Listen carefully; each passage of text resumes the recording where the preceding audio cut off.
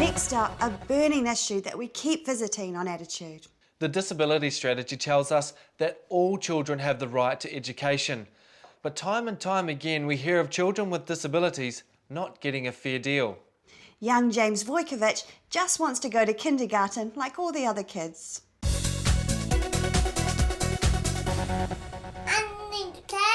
Okay. 4-year-old James loves kindergarten. He's the youngest of 4 and wants to do what other kids do. Join his friends at morning kindy 5 days a week. They just learn so much at kindy, and the support workers they have are amazing. You know, James comes home with different signs, things I haven't taught him. Sounds great, but there's been a hitch. There's just so much there for him, and yet he's being stopped. It's like, you've got a disability. I don't know, This story began as an update about a young boy that we met on Attitude 2 years ago. But when we spoke to the family recently, we realised there were some bigger issues at play for James. He needs to be supported at kindergarten, and he can't stay without a support worker. When his brothers and sister went to kindergarten, it was 17 hours a week. But James's support worker isn't funded the full time. I pulled him out of kindy early and he started crying. He's going, no, mat time. He understands that he's not allowed to stay. He's being funded for 12 and a half hours with his support worker, and the other 4.5, he's not allowed to stay. I've got to fight for him. There's going to be no one else that's going to be doing it for him. Did you get a sticker? What's on your sticker? According to the New Zealand Disability Strategy, Wow. James should be able to attend kindergarten full time, like his siblings did. It's government policy, a framework to ensure inclusion for all New Elephant Zealanders. sticker, and did you do some paintings? But James's situation tells us the strategy isn't being adopted. So what is it that James needs to go to kindy full time? He has a special toilet seat that's held up, it's kept up high so that the other children can't get to it. So he can't get it and put it on the toilet himself. James is half the size of his peers. His hands aren't strong enough yet to manage day-to-day tasks. He can't turn the taps on. He can turn them off because they're loosened. He can't press the soap dispenser. He has problems opening his lunchbox. He eats the Play-Doh, he eats the paint, he eats the glue. James's kindergarten deemed that for safety reasons, James needed a full-time education support worker. The Ministry of Education agreed and should be funding that support, but James still isn't getting it. Yes. James is obviously benefiting from being at kindergarten. Couldn't you just pay the extra money for the support worker? One, we can't afford it, and 2, it's letting them get away with it. No. It's your favourite one. There's been some good news. The ministry's topped up the funding. It's still not full-time, but the kindergarten have compromised.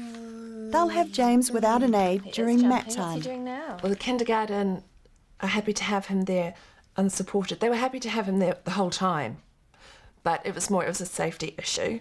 So now we've come to the agreement that he'll be unsupported around mat time, so he will be with the other children and with the teacher, and we're all happy with that. And what do you think about that? It's not 17 hours. But this story isn't just about James. There are hundreds of children all around the country battling for their right to education. The IHC believes they're being discriminated against. So much so, they've filed a complaint with the Human Rights Commission. Bridget Snedden agrees. She battled the system for her own son. Now she advocates for other parents. We're talking about the second generation of children who have benefited, I suppose, or should benefit from significant advocacy done in the late 80s and 90s, during the 1990s, the Change of Education Act in 1989. Every kid should just go to their local school. She's clear. Early childhood education is the right of all children. It isn't compulsory. However, we have a government who is saying that early education is vital, that significant funding is going into early education. So therefore, for all children to be able to access it, some kids might need a little bit more funding to support them in that environment. I've got to be there for James. I've got to stand up and scream and shout, and then hopefully it will follow through for other children.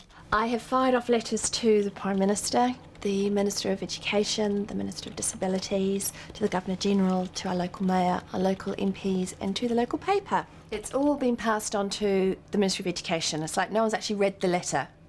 We asked the Ministry of Education for a response.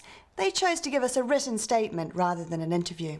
Where a problem is identified, the Ministry expects to work with families and centres to ensure appropriate access.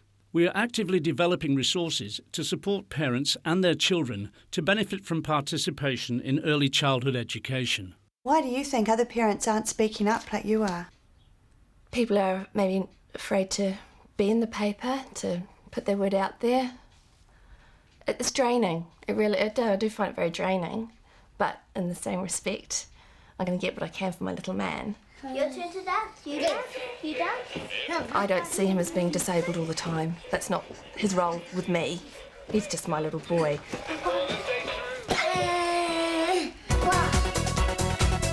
Where would we be without mums like that?